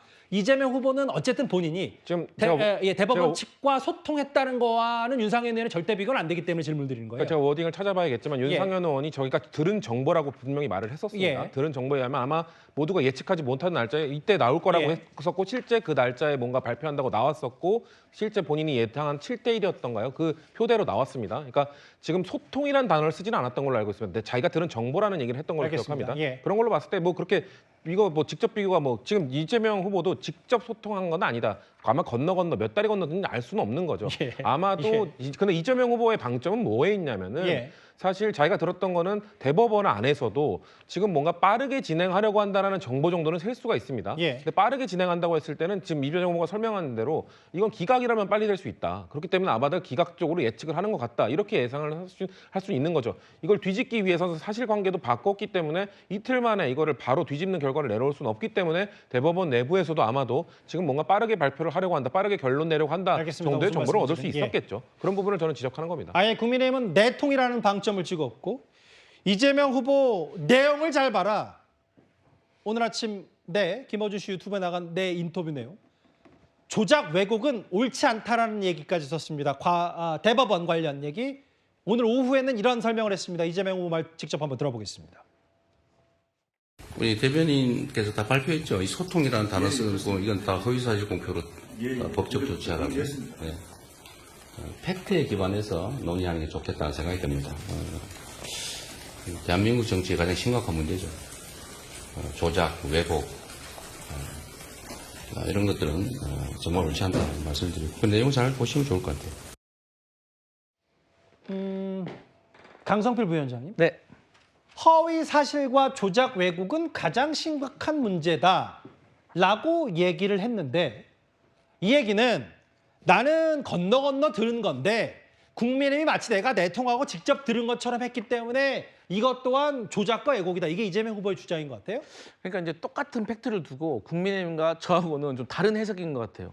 저는 어떻게 들었냐면 아니 본인이 소통을 했다고 하는데 예. 본인이 대법원의 대법관이 할 수도 있고 판사일 수도 있지만 그저 그냥 본인도 법률가이다 보니까 다른 어떤 법률가에게 얘기를 들었다. 또 그 법률가가 제가 누구한테 들었습니다라고 전언일 수도 있는 것이고 결과적으로는 그런 소통을 통해서 무죄 취지가 확정될 것이다라고 본인도 알고 있었는데 결과는 뒤집혔잖아요. 그러니까 그게 내통이 아니라는 증거가 아닐까요? 저는 본인이 내통을 하고 있었으면 파기환송될 거라는 것도 정확히 알고 있었어야죠. 근데 본인은 잘못 알고 있었기 때문에 저는 이걸 가지고 내통이라고 하는 것은 국민의힘도 다 알고 있으면서 그렇게 얘기한 것은 아닌가라고 싶습니다. 예. 근데 이제 이런 부분이 있어요. 좀 근본적인 문제니까. 그러니까 강성필 위원장, 성친 부의장 말씀은 이재명 후보가 직접 들은 건 아니고 뭐 어쨌든 건너 여러 정보들을 취합하는 과정에서 있을 수 있으니까 이거 자체가 이재명 후보는 국민의힘이 왜곡과 조작을 하고 있다는 건데 한번 오랜만에 이 캘린더 한번 볼까요? 유죄 취지 파기환송. 3월 26일에 항소심 무죄 나왔고요. 그런데 이제 한 달 좀 넘어서 대법원이 유죄 취지 파기환송했고 서울고법 소송기록 수령했습니다. 하루 만에. 한 달 정도 있었고 당시 민주당에서도 아까 박지원 의원도 얘기했지만 대법원이 그 대법 판단을 일찌감치 잡은 것에 대해서 난 무죄 확실한다라는 얘기는 다음 한번 볼게요. 10대2. 근데 좀 근본적으로 이현종 의원님. 네. 뭐 누가한테 들었는지 저도 모르죠. 이재명 후보는 직접적이 아니라고 하니까 민주당도. 근데 이게 10대2가 결론적으로 나온 게 이재명 후보 말처럼 원래는 다 깔끔하게 기각을 원래 해주려고 했다가 뭔가 조희대 대법원장의 개입으로 바뀌었다라는 취지의 10대1을 이렇게 급변하고 180도 바뀔 수가 있는 거예요? 자, 우선 저는 이재명 대표가 직접 소통했다는 이야기 한 적이 없습니다. 예. 저한테 소송하지 마시고요. 예. 그러니까 분명히 이재명 후보도 그런 이야기 했어요. 누가 한 거를 본인이 들었다는 거 아니겠습니까? 그러니까 간접적으로 들은 거죠. 이제 그런 이제 이야기고 지금 사실은 이 대법관들이요. 예를 들어서 10명이나 되는 분들이 여기에 예. 찬성을 했습니다. 그러면 10명이나 되는 대법관들이 찬성을 했는데 이거를 처음에 기각 그냥 시켜주기로 했다라는 게 과연 이게 통할까요? 이 14분의 이 대법관들이 있습니다. 그중에서 2분은 여기 재판에 참가하지 않았어요. 그 당시에 10대2로 결론이 났지 않습니까? 그러면 아니 대법관들 회의에서 대법관들이 여기 보통 전원합의체 같은 경우 제가 알기로는 아마 이 도청 방지 장치가 돼 있는 걸로 알고 있습니다. 예. 헌법재판소도 마찬가지고. 왜냐하면 전원합의체 회의는 철저하게 보안이 유지가 돼야 되는 것이거든요. 근데 그런 것들을 예를 들어서 지금 뭔가 이렇게 몰고 가려고 했다? 그럼 조희대 대법원장이 이거 우리 이번에 이재명 후보 우리 출마 못하도록 다 합시다. 다 그렇게 설득하면 그게 과연 보안이 지켜질까요? 예. 저는 이거는 그 중간에 있는 어떤 사람이 모르겠습니다. 제가 상상을 해보면 중간에 어떤 사람이 정말 이재명 후보한테 뭔가 좀 잘 보이기 위해서 그리고 자기가 법원에서 가장 유력한 소식을 알고 있다는 걸 좀 이야기하기 위해서 뭐 마치 아까 이현정 의원 비유처럼 짐 로저스의 지지선언처럼 그렇죠. 중간에 누가 있었을 수도 있다. 뭐 그런 분들 많잖아요. 몇 예. 분들 제가 압니다. 박지원 전 의원 같은 경우도 자기는 확신한다. 정확한 소식 통해서 보니까 확신한다. 이제 그런 이야기를 들은 거겠죠. 예. 근데 이제 그게 과연 그러면 그냥 추측해서 한 건지 아니면 정말 정확한 대법관 중에 누가 하나 들은 건지 이거는 우리가 밝혀봐야겠죠. 예. 근데 지금 이재명 후보의 저 이야기는 오늘 본인도 이야기했잖아요. 내가 특종이라고 이야기를 했지 않습니까? 아니 그렇게 본인이 이야기 해놔놓고 그거 지금 너 한다 그러면 소송한다 그러면 이게 본인이 일단 이게 말을 해놔놓고 예. 자꾸 이게 담으려고 하는데 일단 본인의 말만 가지고도 저는 충분히 이걸 따져볼 만한 충분한 사유가 된다고 봅니다. 근데 성친부장 정리하면 이런 거네요. 뭐 이재명 후보는 왜곡 조작이라고 난 그렇게 직접적으로 소통했다고 얘기한 적 없다. 국민의힘이 색안경을 끼고 또 나를 죽이려 하는 거다. 근데 이 취지가 좀 기억을 되살려 보면 당시 유죄 취지 파기환송 조희대 대법원장 중심으로 10대2가 나왔을 때 당시 민주당의 반응이 뭐였냐면 사법 쿠데타다, 선거 개입이다. 이게 마치 그러니까 원래는 무죄였고 그러니까 기각으로 다 빨리 끝내려고 깔끔하게 하려고 했는데 이재명 후보의 주장을 비춰보면 조희대 대법원장이 긴급히 개입을 해서 선거 기록도 제대로 안 보고 유죄 취지를 파기환송 자체가 문제다. 그러니까 급변했다. 그럼 누군가 책임져야 되지 않느냐. 그럼 만약에 본인이 대통령이 되면 어떤 식으로든 뭔가 이걸 조치하겠다는 뜻으로 들린다는 게 국민의힘의 주장이니까 이게 단순히 뭐 직접 소통, 간접 소통이 중요한 건 아닐 수도 있는 거 아닙니까? 그런데 지금 국민의힘의 문제 제기에서는 직접 소통, 간접 소통이 좀 중요한 포인트긴 하죠. 뭐 내통이라고 하니까. 예, 다만 이제 예, 근본적인 얘기를 제가 질문 드리는 거예요. 그러니까 그걸 통해서 뭐 과거에도 그 정보를 얻었던 것 아니냐, 그때 그 주장을 했던 게 그런 것 아니냐. 결국 지금 국민의힘이 일괄적으로 이야기하고 있는 거는 사법부 내부에 당신들이야말로 뭐 내통하고 있는 것 아니라는 걸 주장하고 싶은 거 아니겠습니까? 예. 근데 아까 강성필 부대변인도 말씀하신 것처럼 저희 예측은 그 당시에 많이 틀렸어요. 틀렸던 것도 있고, 그러니까 지금 정치권에서는 온갖 정보들이 난무하고 있고 예. 온갖 정보원들이 이런 정보들을 또 주고 저런 정보들도 전달하고 이런 것들 중에 때로는 맞는 것도 있고 때로는 틀린 것도 있겠죠. 저도 아까 전에 뭐 윤상현 의원의 사례를 말씀했습니다만 윤상현 의원도 예측이 틀렸던 적도 있고 맞았던 적도 있습니다. 그런 걸로 봤을 때 정치권에서 쏟아지고 있는 그런 정보들에 대해서 또는 전 정치인이 그런 거에 대해서 자체적으로 필터링을 하고 좀 외부로 발설하는 거에 대해서 늘 신중을 기해야 된다고 생각합니다만 이재명 후보가 이야기하고자 했던 것은 본인의 소통하는 뭔가 정보망이 있었다는 거 그거를 이야기하고 싶었던 것이 아니라 그 기각이었다면 빠르게 되는 것이 이해가 되나 너무 빠르게 그걸 그 사실관계에 대한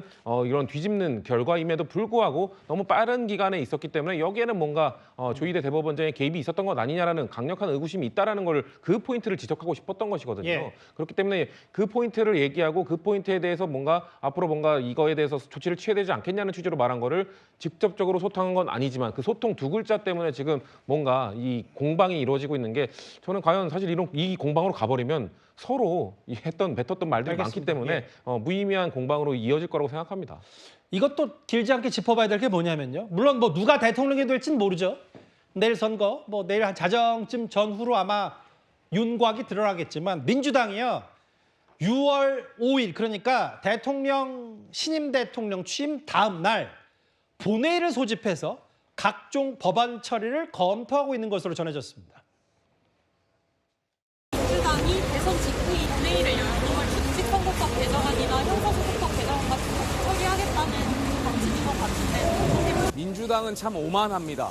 대선 기간에 최소한의 국민의 눈치라도 봐야 되는데 각종 선거법이라든지 이러한 대통령과 관련된 특권을 오로지 이재명 후보의 방탄을 위해서만 생각하는 것 같습니다.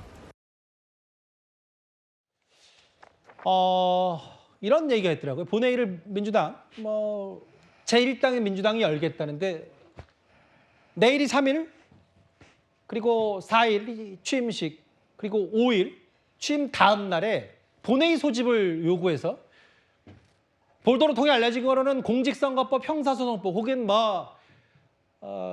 대통령이 되면 재판 중지하는 법 등등을 한번 본회의에 붙이겠다. 검토 중이고 논의 중이라고 하는데 윤기찬 부위원장 생각은 어떠세요?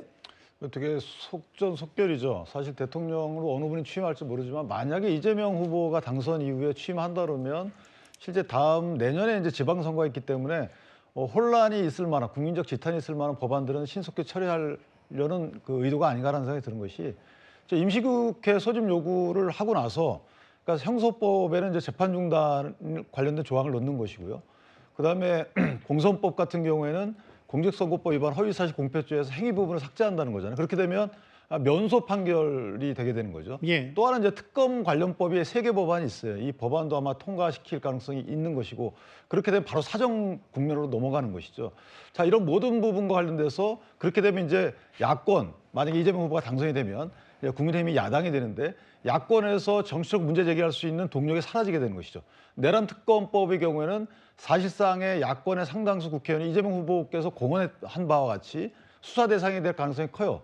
그러면 정치적 공방의 동력은 상당히 약해지는 거라서 저는 지금부터 사정 정국을 통해서 어떤 야당의 역할을 옥죄는 이런 형국을 가지 않는가라는 생각을 하고 아까 이 공방과 관련돼서 지금 저는 조희대 대법원장에 관련된 특검도 바라봐야 되는 부분이 있어요.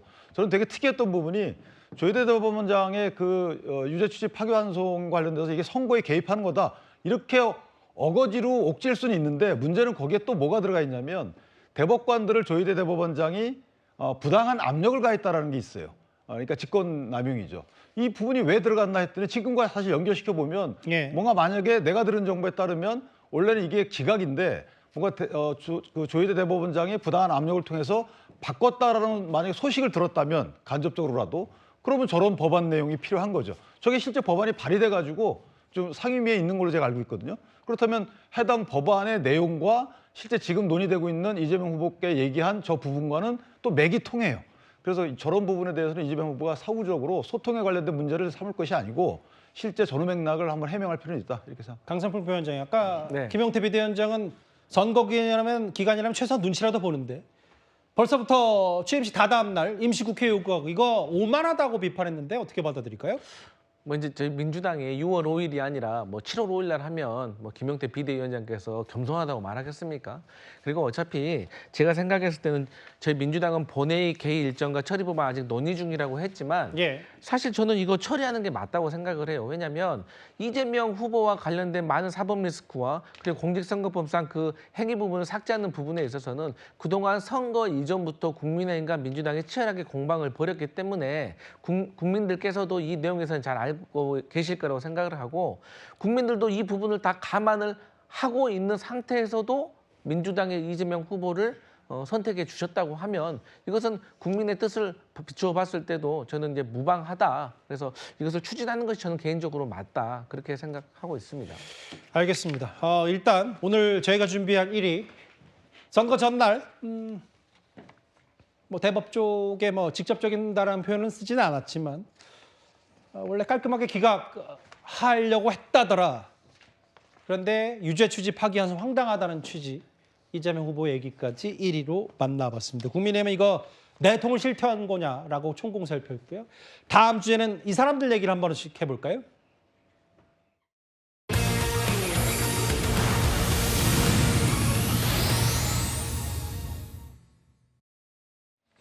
이번 대선이 역대 어느 선거보다도 전직 대통령들의 출격 혹은 지원 유세가 빈번합니다.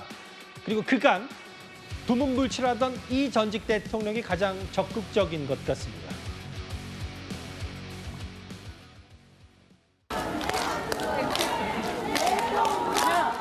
그 범어사에 전에도 왔었는데 올 때마다 참 이렇게 부산 시민 여러분들이 따뜻하게 맞아주셔서 정말 감사합니다.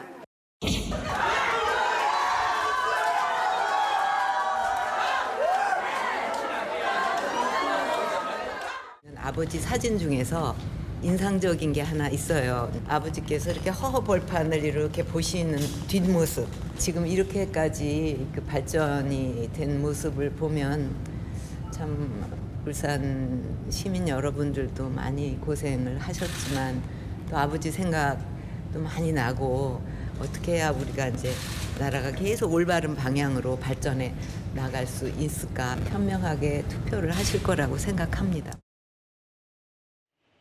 박근혜 전 대통령이 지난 주말에는 또 대구 서문시장을 찾았고요.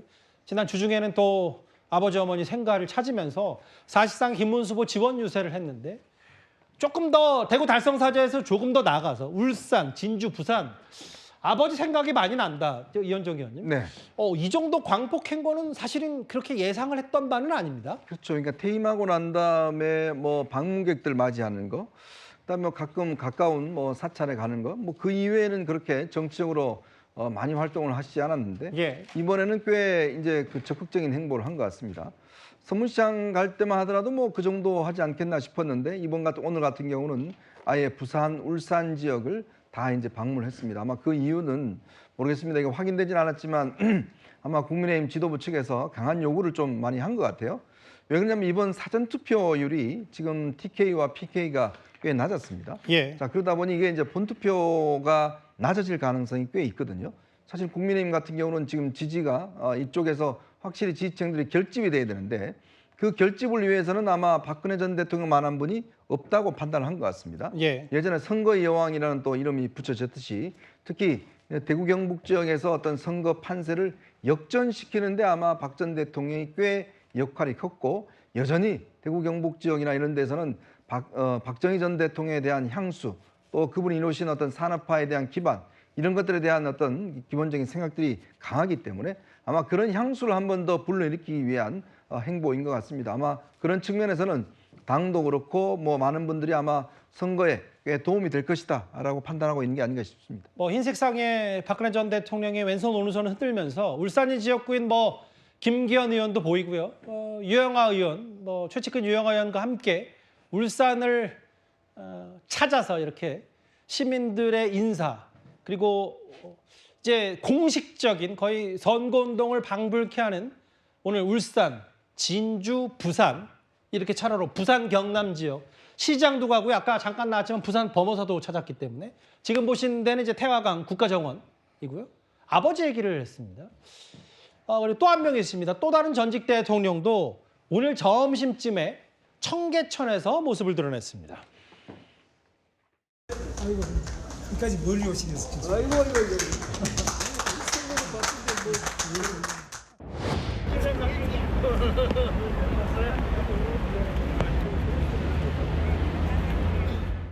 국민들이 좀 많이 투표에 참여를 해줬으면 좋을 것 같습니다. 반갑습니다. 내가 손을 들면 후보인 줄 알겠다.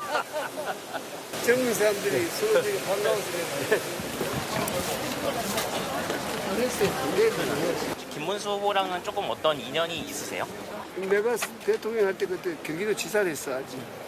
뭐 그걸 과거부터 반대하던 그 시민단체 그런 사람들의 요청에 의해서 아마 그랬을 거라고 봅니다. 대통령이 되면은 그건 뭐 그렇게 하지 않을 거라고 아주 확신합니다.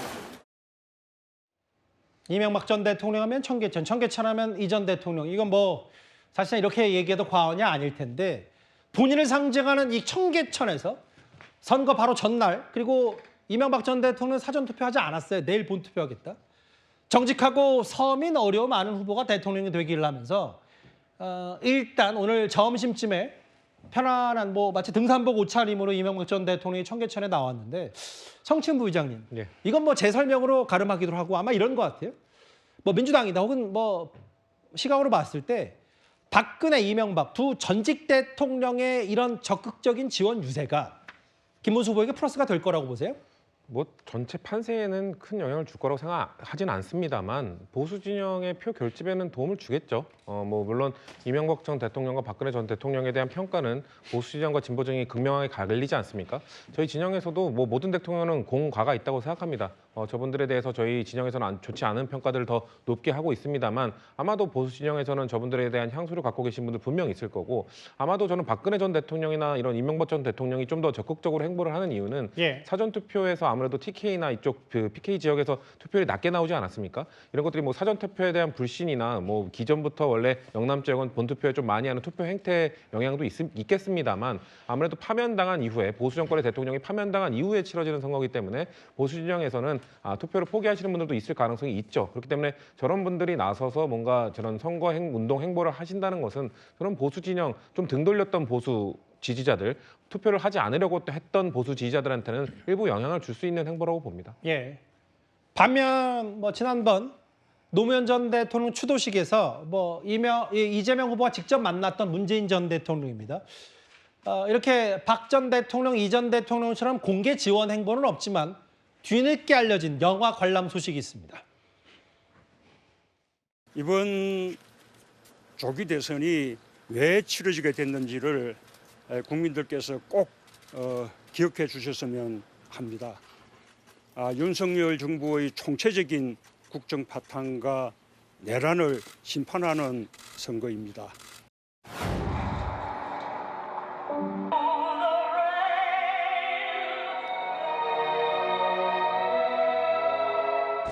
아이들이 살아있을 때 구조하지 못한 것은 물론이고 당시 정부는 철저하게 운영하고 무책임이었고 민간 잠수사에게 책임을 미루는 그런 아주 비겁한 모습을 보이기까지 했습니다. 그러니까 직접적인 메시지야 사전투표 이후에 왜 이번 대선이 치러졌는지를 돌아봐야 된다. 문 전 대통령 메시지도 있었지만요. 윤기천 부위원장이 세월호 민간 잠수사의 실화 바탕 영화를 선거를 이제 며칠 앞두고 사전투표 끝난 다음 날 봤다. 이것 또한 여러 해석들이 좀 많이 나왔어요. 이게 저기 전주 국제영화제에 상영됐던 것인데 예. 25일 날 아마 개봉하는 것 같습니다. 그런데 어쨌든 전 국민적 아픔인 세월호에 관련돼서 좀 다른 관점에서 그러니까 구조활동을 했던 잠수사가 겪는 트라우마하고 결국 이제 가족으로 돌아가는 과정을 그린 것인데 아마 문재인 그 전 대통령의 경우에는 이제 본인이 경험했던 것 중에 가장 기억에 남는 세월호의 아픔이었던 거 기억돼요. 이전에 보면 뭐 고맙고 미안하다라는 취지의 말을 할 정도로 그것이 이제 회자됐을 정도로 상당히 세월호 관련돼서 본인의 그 밀착된 행보로 보여왔죠. 예. 어쨌든 저는 개인적으로 국민적 아픔이기 때문에 저에 대해서 공감을 표하는 것도 좋지만 제가 볼 때는 이제 박근혜 전 대통령의 여러 가지 지원 활동에 대해서 약간의 견제성 행보 아닌가라는 생각도 들어요. 예. 다른 대통령들의 경우에는 이명박 대통령은 이제 청계천을 가고 박근혜 전 대통령은 울산을 가서 옛날 박정희 전 대통령의 중화공업 육성 정책에 대해서 간접적으로 어필을 했죠. 예. 이제 문재인 전 대통령은 사실은 본인의 업적이 이제 대북 정책에 대해서 대화를 추진했던 것이기 때문에 사실 그런 행보를 통해서 간접적 지원을 하는 것이 조금 더 적합하지 않았나라는 생각은 개인적으로 합니다.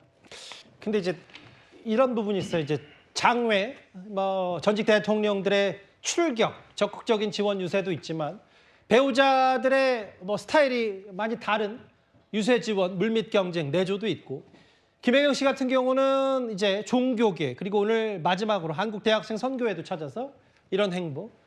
설한영 씨는 이제 9.19 포함해서 마지막 유세 때도 동행한다. 근데 보니까 이제 그 부분이 있었잖아요. 사실 주말 사이에도 그 강선표 위원장님, 네. 저 뭐 지난 뉴스타팬에서도 주말 새에 또 유시민 전 이사장이 과거 설한영 씨 비판 발언은 화두가 됐으니까 더 하지는 않더라도 이재명 후보의 얘기는 어쨌든 국민이 용서했고 일단은 이 정도 선에서 좀 매듭이 지어지면 그리 큰 악재는 아니다라는 민주당의 내부 판단도 있는 겁니까?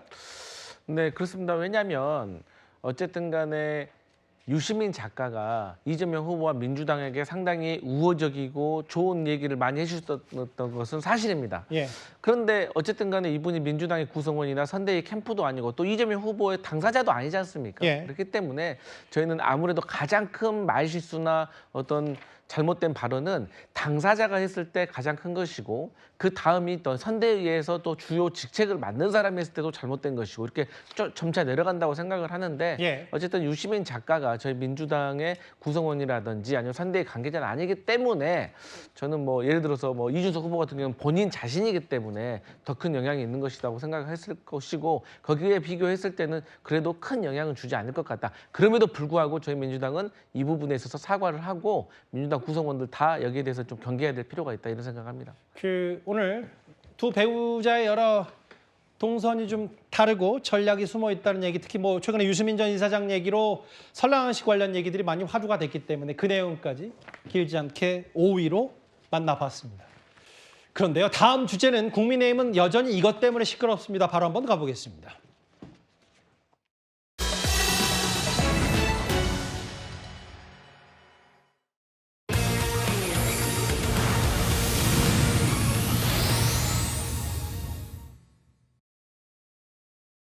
이준석 후보와 단일화를 성사시키지 못해 송구한 말씀을 드립니다.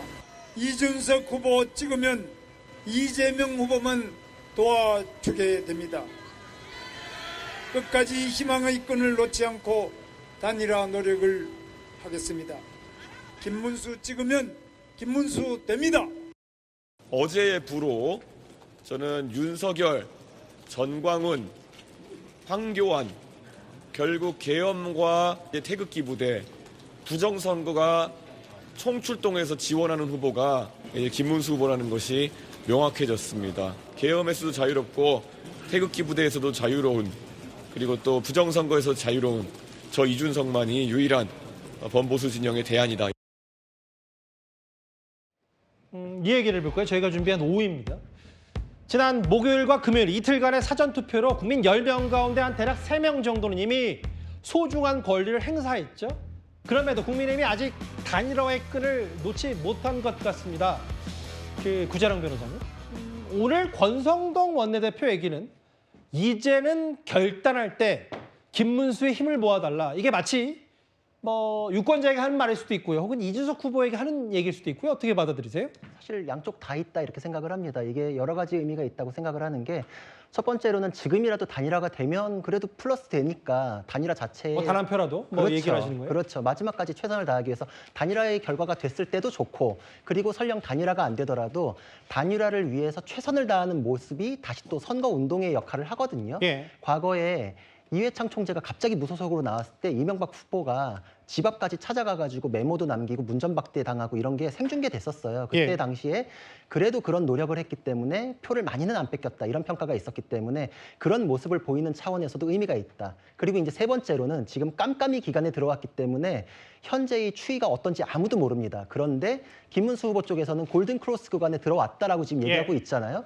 그 말의 연장선상에선 맥락상 그럼 단일화 때문에 이길 수 있겠네라는 게 논리일관하니까 자신의 거의 다 왔습니다. 투표해 주십시오라는 말이랑 연장선상에 있으므로 단일화가 돼도 좋고 안 되더라도 단일화가 필요합니다라는 게 결국은 보수의 결집, 전략적 투표, 그리고 투표율을 상승시키는데 도움이 될 수 있다. 어떤 면에서든 도움이 되기 때문에 단일화에 대한 구애는 최대한 정중하게 한다면 끝까지 유효하다 이렇게 생각을 합니다. 고 변호사께서 썼던 표현 중에 그 해당 표현은 여론조사 공표 금지 기간이라고 네, 하겠습니다. 그렇죠. 순화를 좀 하겠습니다. 성추인 부장님 이런 거예요. 근데 이제 김문수 후보는 사실 저희 김진 앵커가 만났던 저희 채널의 국회의사담 유튜브 국회의사담 앵커스에서도 뭐라 그랬냐면 이준석 후보는 어쨌든 큰 틀에서 같이 가야 된다는 얘기를 하면서 김문수 후보도 이른바 준찍명 그러니까 이준석 찍으면 이재명이 된다라는 얘기를 어제 오늘부터 강조하는 이유도 글쎄요. 조금 분위기가 좀 김문수 후보로서도 절박해진 건 아닌지 모르겠습니다. 근데 뭐 계속해서 이야기를 하고 있었고 그리고 이준석 후보 입장에서는 이준석을 찍든 지금 김문수를 찍든 이재명이 될 가능성이 매우 높기 때문에 사실 단일화의 명분은 우리가 여론조사가 한참 나올 때도 얘기했던 것처럼 양자 대결에서 유의미한 수치가 나와야 된다는 점 그리고 사실 국민의힘으로서는 이준석 후보가 뭔가 지금 사실 단일화라는 세 글자를 내세우고 있지만 사퇴를 얘기하고 있는 거 아니겠습니까? 그럼 사퇴를 하기 위해서는 어느 정도 이준석 후보가 얘기했던 명분을 만들어주고 그런 과정들을 거쳤어야죠. 가장 첫 번째 명분은 윤석열 전 대통령의 스스로 걸어가는 탈당이 아니라 출당 내지 제명 조치를 하면서 완벽하게 절연하는 모습을 보여줬어야죠. 근데 그런 모습 보여주지 못했죠. 최근에는 또 그렇게 하지 못하다 보니까 윤석열 전 대통령의 메시지가 정강훈 씨의 입을 통해서 그 근처를 통해서 뭔가 다시 김문수 후보를 지지해달라는 메시지가 나오고 있기 때문에 이준석 후보 입장에서는 끝까지 포기할 수 없는 끝까지 합칠 수 없는 그런 명분들이 되는 거죠. 뭐 정말 이준석 후보의 사퇴, 그걸 통한 그 후보 단일화 이런 것들을 원했다면 이준석 후보가 정말 그렇게 해줄 수 있는 윤석열 전 대통령을 비롯한 황교안 전 후보 이런 사람들과의 완벽한 절연, 극우 세력과의 절연 이런 모습들을 보여줬어야 되는데 그런 것들을 하나도 하지 않고 그냥 단일화 끝까지 뭔가 해야 되지 않겠냐 해달라 하는 것들이 저는 이준석 후보가 느낄 때는 매우 불쾌하게 들릴 거라고 생각합니다. 그러게 뭐 35% 가까이 이미 투표를 했는데 일단 그럼에도 한 표, 두 표가 아쉬운 김문수 후보로서는 좀 더 절실함을 갖고 이준석 후보에게 구애하는 거 아니냐는 얘기. 근데 이준석 후보는 일단 본인이 뭐 태극기 부대, 부정선거에서 자유로운 사람은 단 나다라고 했어요. 이 얘기를 하는 이유가 뭐냐면 아마 이런 것 때문입니다. 지난 주말 새 김용태 비대위원장이 뭐라 그랬냐면 윤석열 전 대통령 얼씬도 하지 말라는 취지의 선을 확실히 긋는 듯한 모습을 보였죠. 그런데 국민의힘 내부에서 이런 일이 벌어졌습니다. 어디까지나 당론은 헌법 정신 아래에 있어야 합니다. 이미 헌법재판소에서 위헌 판단을 받았습니다. 그렇다면 당시에 탄핵을 반대했던 당론을 무효화하는 것이 맞다라고 생각이 듭니다. 여기에 대해서 이렇게 뿌리가 흔들릴 정도면 저는 그 뿌리는 뽑아내도 된다고 생각합니다. 저희 당은 민주당의 일극체제 정당하고 다릅니다. 모든 것이 절차에 따라서 판단하는 것이고 비대위원장이 판단할 문제가 아니라는 말씀을 다시 드리고 싶습니다. 윤 전 대통령의 거리두기 뭔가 뭐 본인이 할 수 있는 비대위원장 자리에 있으면 할 수 있는 조치는 다 취하겠다라고 얘기했는데 공방이 뭐가 있었냐면요. 윤기찬 부위원장님. 윤상현 의원 다음 화면을 볼까요? 일단 윤상현 의원 감사합니다. 아직 뭐 공동선대위원장이잖아요. 당의 정체성, 그러니까 탄핵에 반대했던 건 당시 국민의힘 당 사람들에게 공론화가 됐던 건데 이걸 뒤흔드는 자기 부정이다. 혼란과 분열을 자초하는 기다라고 했더니 한동훈 전 대표가 뭐라 그랬냐면 우리 당의 정체성은 계엄 옹호가 아니라 불법 계엄 저지다. 선거 전날까지도 이런 공방이 이어지네요. 저는 이제 김용태 비대위원장이 왜 저런 말을 했는지에 대해서 윤상현 의원과 한동훈 전 대표가 깊이 생각을 했는지가 일단 의문이에요. 왜냐하면 김용태 비대위원장은 오로지 그 선거 전략 차원에서 했던 것 같거든요. 지금 보면 그 탄핵에 반대했거나 아니면 여러 가지 강성이라고 평가받는 지지층의 경우에는 사실은 이제 그 기독통일당인가요? 구주화 후보도 사퇴를 했고 황교안 후보도 사퇴를 했기 때문에 사실은 그 국내심을 지지하는 세력으로 남아 있을 겁니다.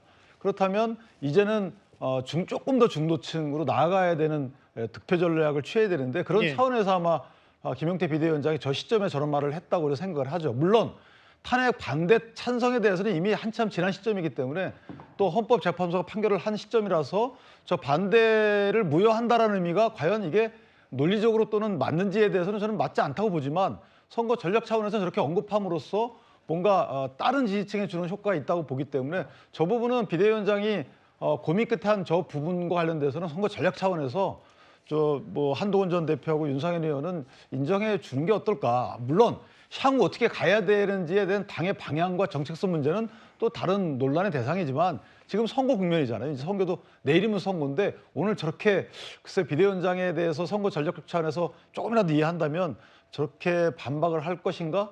약간 의아한 생각은. 근데 이제 뭐 선거 전략도 전략인데 이제 그 김용태 비대위원장 얘기는 이거 뭐 명문화까지 얘기했기 때문에 단순히 선거 끝나고도 좀 바뀌는 부분이 아니라 뭔가 윤 전 대통령 거리를 두겠다. 그 강성필 부위원장님. 네. 그러니까 한동훈 전 대표는 사실 지원 유세를 하긴 했지만 김문수 후보에게 빨리 그 윤석열 전 대통령이 거리를 확실히 두고 계엄과 탄핵을 정면으로 마주해야 된다고 했는데 윤상현 의원 사실 공동선대위원장 임명됐을 때도 말들이 많았고 근데 거봐라 이런 얘기를 하면 이게 과연 단기적이든 장기적이든 선거에 도움이 되겠냐 뭐 이런 얘기를 하고 싶은 것 같아요. 네.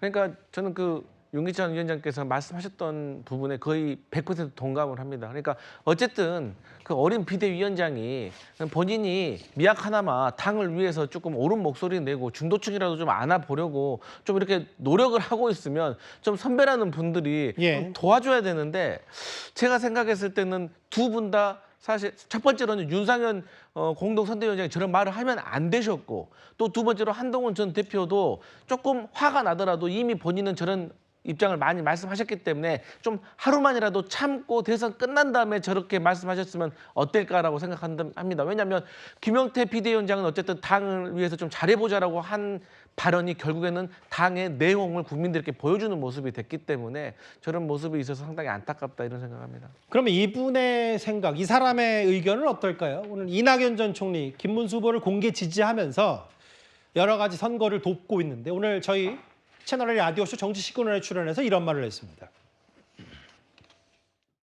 계엄은 2시간 33분 만에 해제 결의가 됐고 주범이라 할 수 있는 윤석열 씨와 그 관련자들, 관련된 부하들 모두 잘려서 지금 재판받고 있지 않습니까? 네. 말하자면 내란은 정리 중이라요. 예. 그런데 독재는 진행 중입니다. 그러니까 우리가 앞으로 어떤 삶을 살 것인가 하는 점을 놓고 본다면 네. 독재가 더 두려운 일일 수도 있다. 내란은 정리 중이고 독재는 진행 중이다. 구 변호사 판단 어떠십니까? 저도 전적으로 동의를 합니다. 그리고 역사에서도 배우고 정치 이론에서도 저런 내용이 정확하게 있어요. 스티븐 레비츠키의 책에 보면은 저 내용이 있거든요.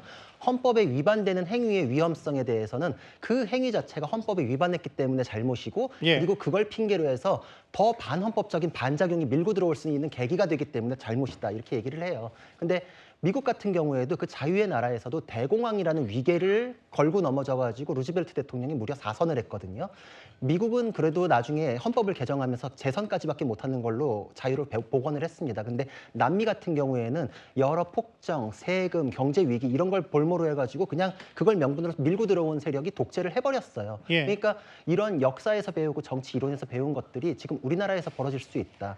지금 계엄에 대해서 탓하는 거, 헌법에 위반된다는 거, 헌법재판소의 결정이 난 거, 거기에 수긍하고 새로운 질서를 꾀해야 될 때 그것이 아직도 계속되고 있다. 또 다른 위험을 걸고 그거를 제압하기 위해서 정권을 가져야 된다라는 것이 구호에 그치는 것이 아니라 앞으로 삼권을 분립하는 것에 대해서 위협이 되고 그거를 좌지우지할 수 있는 새로운 권력이 탄생하는 반작용을 처리해야 한다라는 점에서는 굉장한 위기다. 저는 시스템이 유지된 상태에서 정권이 교체되는 것이 우리 헌법 정신이라고 생각을 하고 그것이 헌법이 이제 그리는 모델이었습니다. 근데 지금은 법도 막 바꾸고 있잖아요. 이거는 법의 지배가 아닙니다. 룰 오브 로. 법이 이 세상을 지배해야 되는데 룰 바이 로. 그러니까 법을 만들어가지고 법을 도구로 만들고 있거든요.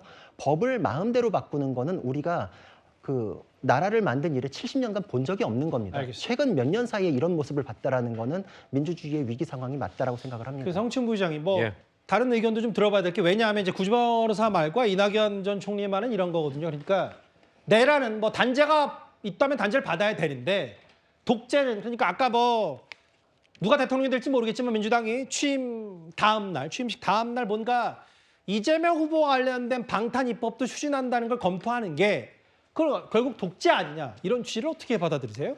그러니까 이낙연 전 총리께서 어떤 의미로 독재 말씀하시는지, 그러니까 괴물 독재 출연이라는 것은 일종의 공포 마케팅이라고 저는 보는데요. 예. 일단 입법권, 행정권, 사법권, 입법권과 행정권이 한 정당에 들어가는 것은 전 세계에 있는 모든 의원 내각제 국가들이 당연히 입법부의 다수를 점한 것이 행정부를 구성하도록 되어 있기 때문에 다 양쪽을 다 다수당으로서 운영을 하도록 되어 있습니다. 포인트는 사법권일 것 같은데요. 그러니까 뭐 대법관을 늘리고 증원하고 이런 부분들이 그 사법부를 장악하기 위함이다. 저는 제가 이 이슈가 불거진 다음에 열심히 찾아봤는데 지금 대한민국 정치권에서 대법관의 증원을 공식적으로 당 차원에서 발표한 것은 2010년 한나라당입니다. 한나라당이 당시 대법관을 2배, 24명으로 증원해야 된다. 그리고 비법관 출신도 판사로서 그 대법관에 임명해야 된다는 등등의 사법제도 개혁안을 한나라당이 먼저 내놨었어요. 우리 사회에서 충분히 사법제도 개혁을 위해서는 대법관 증언을 비롯한 다양한 안들을 논의해야 됩니다. 그리고 마지막 한 가지만 더 말씀드리면 정말 이것을 다 장악하고 독재로 가려고 한다?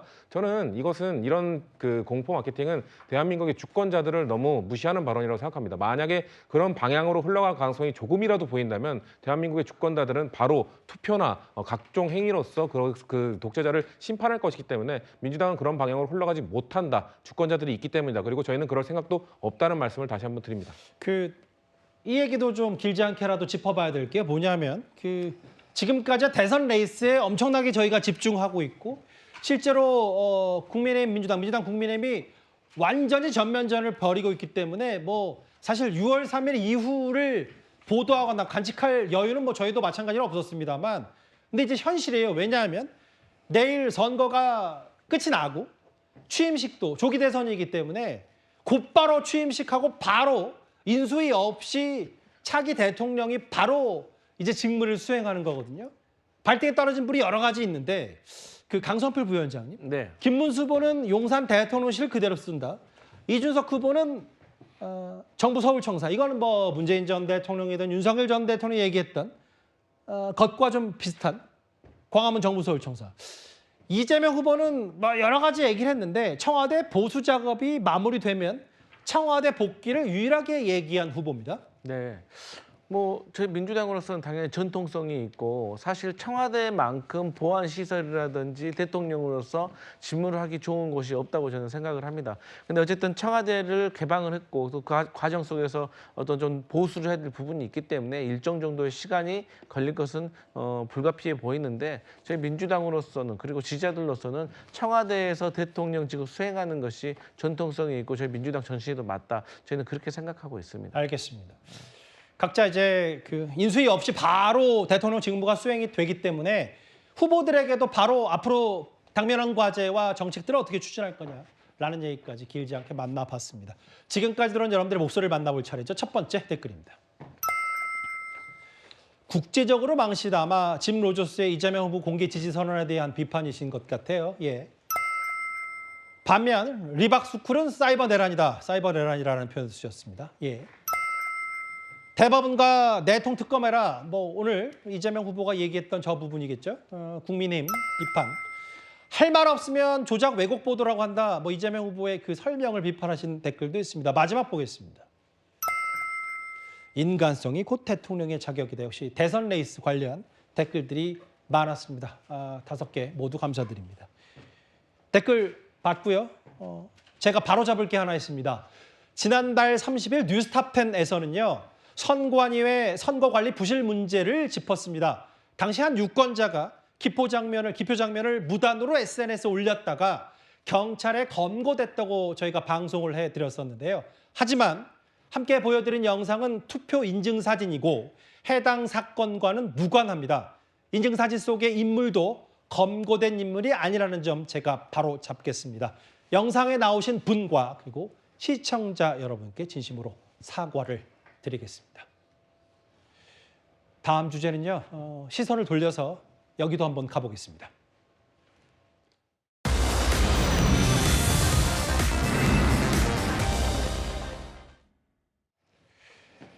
끝날 듯 끝나지 않은 러우 전쟁입니다. 현지 시간으로 지난 1일이었습니다. 우크라이나의 드론 공격이 무려 1년 반 동안 진 준비가 됐고 러시아의 전략 폭격기 40대가 저렇게 집중 포화를 당했습니다. 윤기찬 부위원장님, 러시아 측은 소수의 항공기만 피해를 봤다고 하는데 우크라이나 주장은 전혀 달라요. 한 10조 피해를 우리가 입혔다라고 주장하고 있습니다. 그렇죠. 뭐 전략 폭격기 등 약 40종의 그 항공기를 폭격했다고 하는 것인데 문제는 이제 드론을 갖다가 저렇게 러시아 본토로 가져가는 그 과정이 굉장히 전략적이었죠. 그래서 트럭에 숨겨놨다가 스스로 트럭 위에가 열리게 해서 공격을 감행했다는 것인데 어쨌든 휴전이 진행되고 있는 와중에 저런 대단히 공격을 했다는 것이죠. 예. 9조 7천억 정도의 그 타격을 가했다는 것인데 물론 이제 러시아 측에서는 2개의 공항만 피격을 받았는데 크게 피해가 크지 않다는 입장이지만 예. 어쨌든 중요한 것은 이제 휴전이 사실 이제 어렵게 됐다라는 생각이 들어서 그 트럼프 대통령 입장에서 보면 상당히 곤란한 위치에 처하지 않았나 개인적으로 그렇게 생각합니다. 뭐 제2의 진중한 폭격이라고 얘기를 하고 있는 끝나지 않은 러우 전쟁, 꽤 많은 피해를 입혔다고 주장한 우크라이나 얘기 중심으로 파리까지 만나봤습니다. 마지막 주제는 정말 가슴을 쓸어내릴 만했던 지난 토요일에 있었던 5호선 방화 혐의, 그 현장으로 가보겠습니다.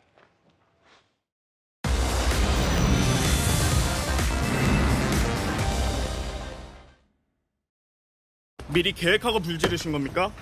제가 부정사고 날 뻔했는데 입장 없습니까? 이 소송 결과에 대해 어떤 부분에 불만 있으셨습니까? 소송 결과 공론화하려고 보내가신 겁니까? 네.